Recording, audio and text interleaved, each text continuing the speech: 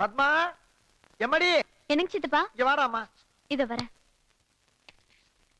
வாங்க. ஏற்கனவே லாண்டரியில போட்ட துணியை வாங்கிட்டு இத ட்ரை வாஷ்ல போட்டு அர்ஜென்ட் சொல்லிரு. எடுத்துட்டு போ. யோ யோ விடியா. 10 பைசா சம்பாதிக்க துப்பு இல்ல உனக்கு. ட்ரை கிளீன் ஒரு கேடா. விடு நானே துவைச்சுக்கிறேன். பாரி. என்ன யாய்? உன் தம்பி மாசம் 15000 ரூபாய் சம்பாதிக்கிறாரு. அவருக்கே நான் தான் துவைச்சு தேய்ச்சு கொடுக்கறேன். அவர் அத போட்டுட்டு போறாரு. உனக்கு என்ன கேடு? அவனை என்னை கம்பேர் பண்ணாத. அவன் என்னதான் சம்பாதிச்சாலும் மாச குடிக்காரன். ஆனா நான் அப்படி இல்ல. 5 கோடி மக்களுக்கு தலைவன். மடிப்பு கலையாம ட்ரெஸ் போட்டு போனா தாண்டி மக்கள் என்னை மதிப்பான். இந்த பார் பாலிடிக்ஸோட இமேஜ் தெரியாம பேசுறேன். என்னங்க எப்பவும் குடுக்குற 7000 ரூபாய் தான் இருக்கு. வழக்கமா அவ்வளவுதானமா கொடுப்பான். என்னங்க நீங்க நேத்து உங்க எதிரில தானே ப்ரமோஷன் கிடைச்சிருக்கு. 15000 ரூபாய் சம்பளம் வரும்னு சொன்னாரு. எப்படி பிடிப்பெல்லாம் போக 12000 ரூபாய் கைக்கு வரும். மீதி 5000 ரூபாய் என்ன பண்ணாரு? என்ன மீதியே அவசர செலவுக்கு எடுத்திருப்பான். இல்ல சேர்த்து வைக்கலாம்னு பேங்க்ல போட்டுப்பான். அவ்வளவுதானே. வேற என்னமா பண்ண போறான்? இத பாருங்க, செலவு பண்றது பேங்க்ல சேர்த்து வைக்கிறது இதெல்லாம் நான் வேண்டான்னு சொல்லல. ஆனா மரியாதைன்னு ஒண்ணு இருக்குல்ல. வாங்கின மொத்த சம்பளத்தையும் பெரியவங்க கையில கொடுத்துட்டு செலவுக்கு வேணுங்கிறத கேட்டு வாங்கினா எவ்வளவு சந்தோஷமா இருக்கும். என்னம்மா இது? கொடுத்துட்டு எடுத்தா என்ன, இல்ல எடுத்துட்டு கொடுத்தா என்ன, ரெண்டும் ஒண்ணுதானே. இத பாரு, சின்ன விஷயத்தெல்லாம் பெருசுப்படுத்தாத. நான் ஒண்ணும் பெருசுப்படுத்தல. இன்னைக்கு இந்த மாதிரி சின்ன சின்ன விஷயத்தெல்லாம் விட்டு கொடுத்தீங்கன்னா நாளைக்கு இதுவே பெரிய பிரச்சனை ஆயிடும். ஞாபகம் வச்சுக்கோங்க. ஒரு குடும்பத்துல காசு பணம் இல்லாம இருக்கலாங்க, ஆனா மரியாதைங்கிறது ரொம்ப முக்கியம். அதை தெரிஞ்சுக்கங்க. என்ன மீனாட்சி, என் தம்பி படிச்சவன். 5 வயசுல இருந்து அவன அம்மா அப்பா மாதிரி வளர்த்தது நாம தானே. அவனுக்கு தெரியாது அண்ணா அன்னைக்கு எப்ப மரியாதை கொடுக்கணும் அவனுக்கு தெரியும். நீ என் மனசுல வீணா போட்டு குழப்பிக்கிற. எல்லாம் அவன் காதுக்கு போச்சுன்னா மனசு ரொம்ப கஷ்டப்படுவான். அதனால தம்பி ஆபீஸ் கிளம்பிட்டான். வந்துடுறேன். ஐயோ என்ன தம்பி? என்ன சாக்ஸ் இருக்கு, ஷூவை காணோம். எங்க கொண்டு போய் வச்சிருக்கான்னு தெரியல. அட தோ இருக்கபா. அதுல நேத்து ஒரு புது ஷூ வாங்குனேன். தோ இருக்க வெள்ளை. ஐயோ நீங்க வேற அது இல்லனே. பிரவுன் கலர்ல ஒரு கட் ஷூ வாங்குனேன். பத்மா இங்க வா. சித்தப்பா ஷூவை நீ தான் பாலிஷ் பண்ண. எங்க வச்ச? கீழே இருக்கு. அறிவு இருக்கா உனக்கு? பாலிஷ் பண்ணி கொண்டு போய் ஆபீஸ் கிளம்புற இடத்துல எல்லாம் கண்ணுக்கு தெரியல. போடு போடுப்பா. சரி, இந்த சட்டை எல்லாம் யார் அயன் பண்ணது? சித்தி தான் அயன் பண்ணாங்க சித்தப்பா. ஓஹோ சித்தியா? அதான் அயன் பண்ண தெரிஞ்சு அயன் பண்ணணும், இல்லனா விட்டுறணும். சரி விடு தம்பி. என்ன சரி தம்பி? இந்த மாதிரி சுருக்கமான சட்டை போட்டு ஆபீஸ் போக சொல்றீங்க? இந்த வீட்ல யாருக்குமே பொறுப்பு இல்லப்பா. நாளையில இருந்து நானே தேய்ச்சு வைக்கிறேன். நீ கிளம்பு, ஆபீஸ் டைம் ஆச்சு. ஆமா, நீ கூட எல்லாத்துக்கும் ஒரு சமாதானம் சொல்லுங்க. அப்படி குடு, கால்ல வை போ. ஏய் ஏய் வாங்க. என்ன என்ன என்னமா தின்னுட்டு வீட்ல சும்மா தானே உட்கார்ந்து இருக்க? ஆபீஸ் போறவன் அவன் சட்டையை ஒழுங்கா அயன் பண்ணி வச்சா என்ன? பார் தம்பி கோச்சிட்டு போறான். பாருங்க, இந்த சத்தம் போடுற வேலை எல்லாம் ஏன்ட்ட வச்சுக்காதீங்க. எனக்கு தெரிஞ்ச மாதிரி தேய்ச்சு வச்சேன். பிடிக்கலனா வெளியில கொடுத்து தேய்ச்சுக்கிறது. பின்ன அவர் ஜிஎம் ஆயிட்டா நாங்களே ஆடன மாட்டோம். யார் ஆட சொன்னா? யார் ஆட சொன்னா? என்ன நினைச்சிட்டு பேசுறடி? ஏன் ஒருத்தர் சம்பாதிச்சது தான் இந்த குடும்பம் இருக்குதுன்னு பாக்குறியா?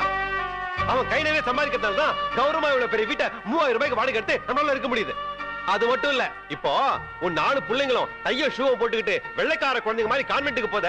இதுக்கெல்லாம் யாரு ஃபீஸ் கட்டுறது? சின்னவன் தான். அவன் மட்டும் சம்பளம் கொடுக்கறத கட் பண்ணிட்டான்னா நீ உங்க அக்கா குழந்தைங்க எல்லாருமே நடுத்துல நிக்க வேண்டியதுதான். இதெல்லாம் மனசுல வச்சுக்கிட்டு புத்திசாலித்தனமா அவன் மனசு கொண்டாம நடந்துக்க பாருங்க.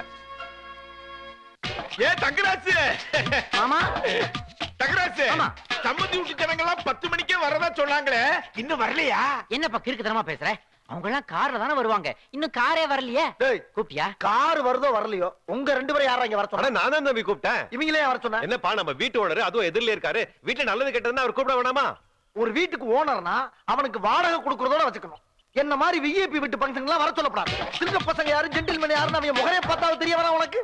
சரி, சம்பந்தி வர நேரம் ஆயி போச்சு. தம்பி ரெடி பண்ணு, போ போ. டேய் போறமாலங்கடா. தம்பி பாக்ஸர், என்னடா 4 வீட்டுக்கு சொந்தக்காரனா இருக்கிற என் பையனுக்கே பெரிய இடம் கிடைக்கலையே, என் வீட்டுல குடியிருக்கிற உன் தம்பிக்கு எப்படி அவனோட முதலாளி பொண்ண கொடுக்கறாரு? ஒரு பாக்ஸர் கிச்சன்ல பேசுற பேச்சாராது? அதுக்கு எங்க என்ன போட்டு அடிக்கிறீங்க? உன்னை அடிப்பேன், உங்க ஒப்பனை அடிப்பேன் ராஸ்கல். எங்க அப்புறம் நீங்க எப்படி அடிக்கலாம்? ஏன்பா உன்னால தானே அடி கிடைச்சது எனக்கு? என்னையே அடிச்சிட்டியா நீ? என்னடா சவுண்ட்? சத்தம் போட்ட இங்களுக்குள்ள வெட்டி போச்சு போடு. பாக்ஸர் கிச்சன்கிட்டே பாவலா கத்துறியா நீ? கார் வருது, கார் போடா. வணக்கங்க ஐயா. வணக்கம். என்ன பாத்துக்கிட்டு நிக்கிறேன்? முதலாளி வந்திருக்காரு, போய் மாலையை போடு. அட நில்லுங்க, சும்மா இருங்க. அட ஒண்ணும் பேசாதீங்க. ஆமா, ஆசீர்வாதம் பண்ணுங்க. சம்பந்தி, சம்பந்தி கூட்டி வர்றாங்க. வாங்க. இதான் நம்ம வீடு ஒரு நிமிஷம் டேய் மாலைங்க அது வந்து டிரைவருக்கு போட்டாரு நீங்க வாங்க ஐயோ நீங்க வாங்க முதலாளி ஏண்டா முதலாளிக்கு வாங்கின மாலையை டிரைவருக்கு போட்டியே அறிவு இருக்கா அவனுக்கு ஏன் தம்பி நீங்களா சொல்லக்கூடாதா ஆனா இந்த பையன் சொல்லிதான் போட்டேன் நானு. அதான் அவர் போயிட்டார்ல பேட்ட வாங்க வணக்கம். வாங்க வாங்க பழைய வீடா இருந்தாலும் ரொம்ப நல்லா வச்சிருக்கீங்க. வாடகை வீடுதான் நீங்க உட்காருங்க வாங்க ஐயா இது என் பொண்டாட்டி இது என் பெரிய தம்பி பொண்டாட்டி அது என் பொண்ணு இது பெரிய தம்பி குழந்தைங்க என்ன பத்தி கொஞ்சம் ஐயோ சார் தான் இந்த வீட்டு ஓனர் எதிரில இருக்காரு அப்படியா? ஆ. உட்காருங்க. உட்காருங்க என்ன வேடிக்கை பார்த்து நின்னுட்டு போய் பலகாரம் காப்பி எல்லாம் கொண்டு வாங்க போங்க போங்க சார் போன் அடிக்குது நீங்க சரி, பேசிட்டு நான் பேசிட்டு வரேன். நீ போய் பாத்து தம்பி தங்கராஜ் உட்காரு. ஐயா நீங்க முதலாளி நான் தொழிலாளி என்ன தங்கராசு நீ அப்படியே இருக்க? ஐயோ, பரவாயில்ல. உட்காரு. இருக்கட்டும். என்ன நீ தங்கராசு? நானும் உன்ன மாதிரி தொழிலாளியா இருந்து முதலாளியா வந்தவன் தான். இப்ப நான் உன் வீட்டுல பொண்ணை கொடுக்கறேன்னா உன் தம்பி படிச்சிருக்கிறாரு, என் கம்பெனில வேலை பாக்குறாரு மட்டும் இல்ல, உனக்காகவும் தான். யாரு இந்த தங்கராசுக்காவா? ஆமா, அப்பா அம்மா இல்லாத 2 தம்பிங்களை சின்ன வயசுல இருந்து எடுத்து வளர்த்து இந்த அளவுக்கு ஆளாக்கி இருக்கிறாருன்னா அது எவ்வளவு பெரிய தியாகம். அது மட்டும் இல்ல, இந்த காலத்துல புருஷன் பொண்டாட்டிங்களே ஒரே வீட்டுல ரொம்ப நாள் சேர்ந்து வாழ்றது கஷ்டம். அப்படி இருக்கும்போது ஒரே வீட்டுல 3 அண்ணன் தம்பிகளும் கூட்டு குடும்பமா வாழ்ந்துட்டு இருக்காங்கன்னா அது பெரிய அதிசயம் இல்லையா? தங்கராசு, காசு பணத்தை எப்படி வேணாலும் சம்பாதிச்சுக்கலாம், ஆனா பந்த பாசத்தை விலை கொடுத்து வாங்க முடியாது. அது உன் குடும்பத்துல நிறைஞ்சு இருக்கு. தாயில்லாத என் பொண்ணை உன் குடும்பத்துல கொடுக்கறதுனால பாசமும் கிடைக்கும், அதுக்கு ஒரு பாதுகாப்பாவும் இருக்கும். சம்பந்தி வணக்கம். சம்பந்தி வணக்கம். வணக்கம். நீங்க உட்காருங்க. வணக்கங்க. நான் யார் தெரியுதா? ஐயா தெரியல? இதான் நீங்க பொண்ணு கொடுக்க போறீங்களா மாப்பிள? அந்த பையனுக்கு நேர் மூத்தவன். பேரு பாக்டர் கிருஷ்ணன். என் பேர் தண்டபாணிங்க, அவர் பிள்ளைங்க நானு. டேய், உன்னை அவர் கேட்டாரா? கேட்டாராடா? நம்ம அறிமுகம் நாசமா போன காரணமே வந்தாங்க. சாரி பத்மா, சாரி அத்தை. பரவாயில்ல தம்பி. தொலைச்சு விடுற ராஸ்கல் உன்னைய. பெரியவரே, என் பையன் லூஸ் சட்டை போட்டுக்கிட்டு பட்டை போட்டுக்கிட்டு பண்டார மாதிரி இருக்கானேன்னு நினைச்சிடாதீங்க. நான் ஏன் இப்படி அவனை வளர்க்கறேன்னா அக்கம் பக்கத்து பொண்ணுங்க அவனை மடக்கிட கூடாதுன்னு தான். யோ, உன் பையன் வரலாம் அவர் கேட்டாரா? தள்ளியாங்க. சம்பந்தி, என்ன மாதிரி பெரிய அரசியல்வாதியோட தம்பிக்கு நீங்க பொண்ணு தரத நினைக்கும் போது ரொம்ப சந்தோஷமா இருக்கு. அதை நினைச்சு பெருமைப்படுறேன். ஏன் சம்பந்தி, நீங்க போட்டிருக்க துண்டோட கலரை பார்த்தோம்னா நீங்களும் அரசியல் கட்சியில தான் இருக்கீங்க போல இருக்கு. ஆமாப்பா. பாத்தீங்களா நம்ம 2 பேருக்கு எவ்வளவு பொருத்தம்னு. சம்பந்தி, நீங்கள் நானும் சம்பந்தம் பண்றது கிட்டத்தட்ட கங்கையும் காவிரியும் இணையிற மாதிரியே இருக்கு. இதெல்லாம் இப்போ உனக்கு கேட்டாங்களா? இல்லடா தம்பி, நம்ம குடும்பத்தோட பெருமையை சொல்லிக்கிட்டு இருக்கப்பா. போதும் பெருமை எல்லாம் எந்திரி பாய்படி. என்னடா தம்பி எதுக்கு எடுத்தாலும் டென்ஷன் ஆகுற? விடுறா, நானும் சம்பந்தி பார்லிமெண்ட்ல கூட மீட் பண்ணி பேசிக்கலாம். என்ன சம்பந்தி? தம்பி, அண்ணே பொண்ணோட போட்டோ இருக்கான்னு கேளுங்க. போட்டா என்ன போட்டா? சம்பந்தி சொன்னா பொண்ணு நேர்ல கூட்டி கொண்டா காட்டிட்டு போறாரு. இந்த வச்சிருக்காரு போட்டா அடாடாடாடா, பொண்ணு ரொம்ப அம்சமா இருக்குதே. மகாலட்சுமிக்கு மாடர்ன் ட்ரெஸ் போட்ட மாதிரி. எப்படி பார்த்தாலும் பொண்ணு ரொம்ப அழகா இருக்குதே. பொண்ணை பத்தி அபிப்பிராயம் ஓண்ட கேட்டாங்களா? இல்லையே. போடா அப்படி. டேய், கையாரா. அண்ணே வா அப்படி. வா அப்படி. அண்ணே, இந்த குடும்பத்தோட தலைவர் நீங்க 2 பேர் தான். பொண்ணு எப்படி இருக்குன்னு பார்த்து சொல்லுங்க. ரொம்ப அழகா இருக்குல்ல? அப்படியே மகாலட்சுமி மாதிரி இருக்கா.